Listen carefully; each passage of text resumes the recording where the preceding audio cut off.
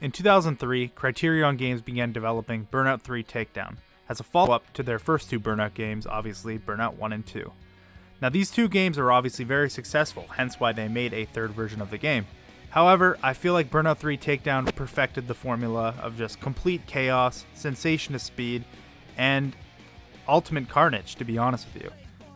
Now, when I first encountered this game, it was within one of the menus on Need for Speed Underground 2, where a demo version was able to be played within the menus. Now, if you would have told me when I was 8 years old that I would be playing this game when I was 22, I'd call you crazy. But here I am, going back to play this game to review it.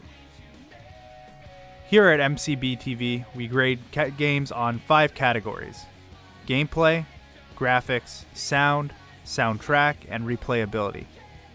Now, all of these scores will be taken into consideration on the final score. However, not all of them will be weighed the same, given the fact that some gameplay elements and some graphic elements are more or less important, or whatever. You know, you have to come up with a reasonable score based on what elements of the game are more important. Without further ado, let's get into the gameplay.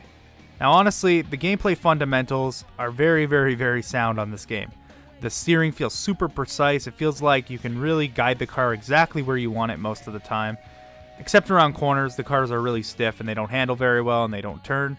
But throughout the game, you know, the game is very lenient in terms of being able to wall grind. As you'll see by the gameplay, a lot of the time I'm just grinding against the wall, taking people out. But yeah, it's honestly really good. I like the way the handling feels, and it should be precise. It needs to be precise because, like I said, with all the traffic and all of the the sensation of speed and everything, like, you just find yourself getting really frustrated if it wasn't very precise. Now, race mode sounds pretty simple, right? You just win the race, beat the 6 opponents on the track around the racetrack, and it's over, right? Wrong. So you actually have the ability to take down your opponents. Every time you take down an opponent, you get your boost meter filled, and you actually get to go faster, and it helps you within the race. So this adds incentive to actually smash into people and create destruction in order to gain more boost. And crashing into things for positive incentive doesn't end here. I'm going to talk about the crash mode later on, where it's even more prevalent in there. So, gone are the days in EA games where you crash into something, you have no damage, you just keep going like nothing happened. You just hit your opponents into the wall, but they're still going, everything's good. This game completely changed the game with that, and honestly, it's fantastic. So, like I said, you hit an opponent into the wall, you take them down, you get full boost, and you get to use that boost throughout the race to try to pull away from the other opponents, or to take down other opponents. I find myself getting a lot of takedowns within streaks, because once you get one takedown, you get that full boost, and it allows you to take down more cars a lot easier. So, this is really a momentum-driven game. But with that being said, the momentum could be killed very easily by hitting traffic and losing the race.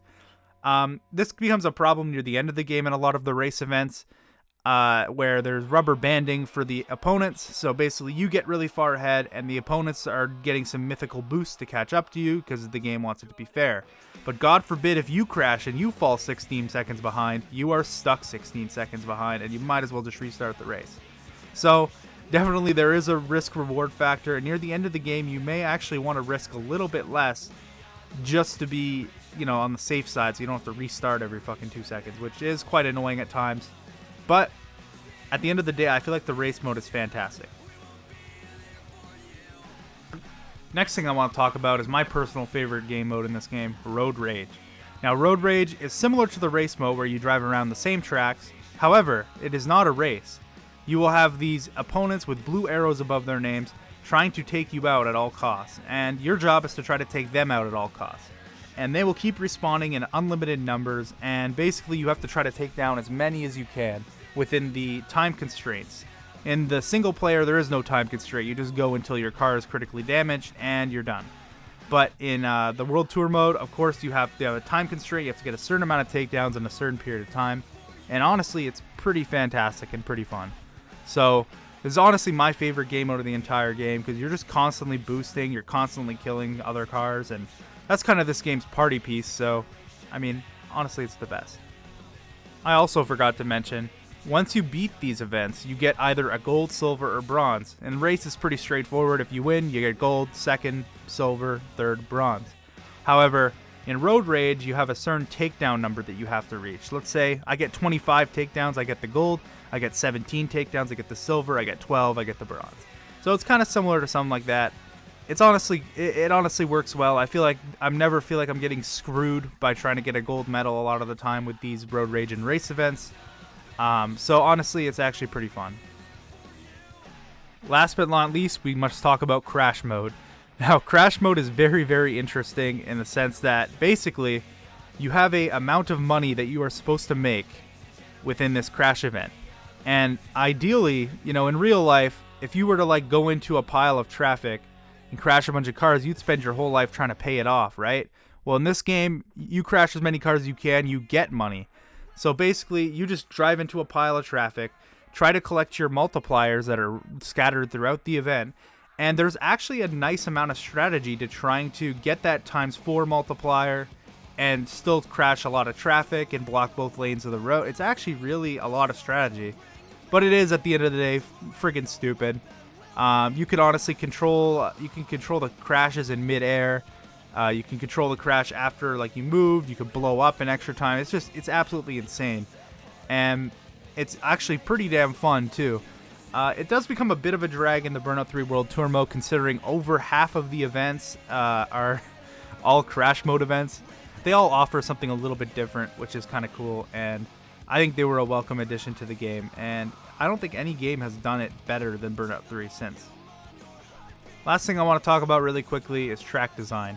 Now, it's just like Call of Duty. If you don't have good maps, you don't have a good game. Same thing with racing games. You don't have good tracks, you don't have a good game. And these tracks are insanely fun.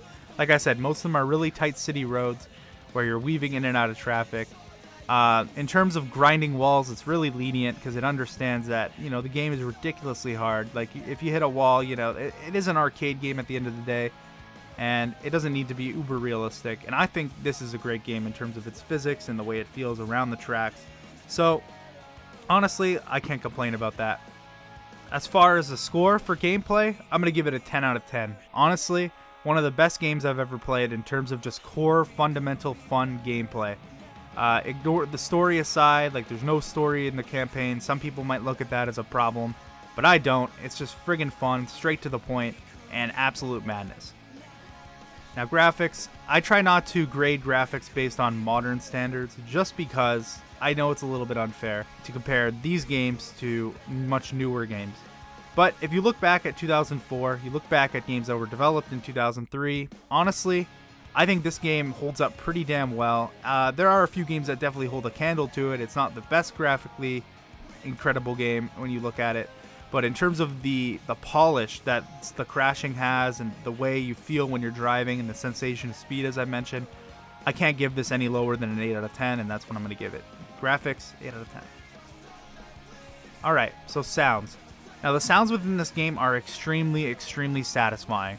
The sound you get when you get a takedown, and the sounds you get when you hit other cars and you're battling with them, the sounds you get when you crash, and the weird ass sound you get when you're trying to control your crash when you're in impact time, it all just gives this game a vibe. Like I said, it gives you that punk rock, just absolutely insane, extreme, over the top kind of feel, and I love it. It honestly is so satisfying to take someone down. I've had guys that don't even play racing games like in real life, and they're in their 20s, and they play this game for the first time, and they're astonished by it because of how fun it is. And a lot of that attributes to the vibe and the sound that you get when just the satisfaction at taking down an opponent. Now, sound isn't the most important part of a game like this, but I definitely feel like it's amazing, so I'm going to give it a 10 out of 10. Next thing I'm going to talk about is soundtrack. Now, you may wonder why I choose to grade soundtrack in the overall critique of a game. I feel like the soundtrack is something that, you'll be listening to a lot throughout the game, especially if you have in-race soundtrack just like this game does. So I have to say that the soundtrack on this game in particular is amazing. Again, it's punk rock, a lot of punk rock, and a little bit of pop rock kind of filled in there. It's good. I really like it. I honestly love this soundtrack. There are many songs that I have on my iPhone today that I listened to in 2005 when I first got the game, and my opinion hasn't changed. The soundtrack is fan-fucking-tastic, and I hope to anyone that plays this game, they get the vibes and they feel the same way. Of course, music's a matter of taste, But EA had a lot of great licensed artists, especially at the time, on the soundtrack, such as My Chemical Romance, just many others on there too, and it's fantastic. So honestly, 10 out of 10 for soundtrack. And, it's very, very telling when I'm using soundtrack within the game on the background of this entire video, and those songs will be left in the description below. YouTube, please don't strike me. So last thing I'm going to talk about is just the overall foresight of the game and, the replayability value to it. Now, obviously, I talked about how in 2018 I have friends that are playing it for the first time and enjoying it. Now, don't get it twisted, my friends aren't the only ones playing it. I went back and played this game, and honestly, I thought I would be a little bit underwhelmed by it, because most PS2 games that I played as a kid, I was a little bit underwhelmed when I went back to them when I was older. However, this game does not fall into that category. This game is honestly so insanely fun to go back to. Like I said, the high speed feeling and the sensation of speed when you're going around corners and weaving in and out of traffic, taking people down, getting more boost, taking more people down, getting more boost, hearing the dumb announcer talk when he's like telling you to crash everything. It's just fantastic. And it honestly represents a relic of time where EA was honestly killing it with their games, and racing games especially. I mean, there's nothing wrong with this game in terms of its core fundamentals. It has an amazing sound and soundtrack, and I can't think of anything else bad to say about it. Replay value, honestly, it might be hurt just a tiny, tiny bit by the fact that there are so many events, and as you get older, you're not going to want to grind the game to get all of those cars and grind all these difficult events where the people are rubber banding across the fucking world and you can't catch up. It is hard. It's a very difficult game, which in most cases would add replay value, but honestly, in this case, I'm just going to give it a 9 out of 10. It's really close to perfect, but it's just not quite there for me. So, yeah, let's get into the overall score. Honestly, after considering everything that went into this game and considering all of the gameplay mechanics and the career mode and the way it made me feel and the menus and just everything about it, I've come up with a final score of 10 out of 10. Honestly, I have no problem saying this is one of the best games on the PS2, objectively. And then if you take my bias into consideration, I think it's one of the best games I've ever played in my entire life. So, with that being said, I feel like this is a game that anyone can pick up, regardless of whether you're into cars or not. And I recommend, if you have a PS2 laying around, if you have a PC emulator, pick up this game, have some fun with it. Honestly, you won't be disappointed. And other than that, guys, I hope you enjoyed the video. I hope you enjoyed the review. Leave a comment down below what you thought of the review.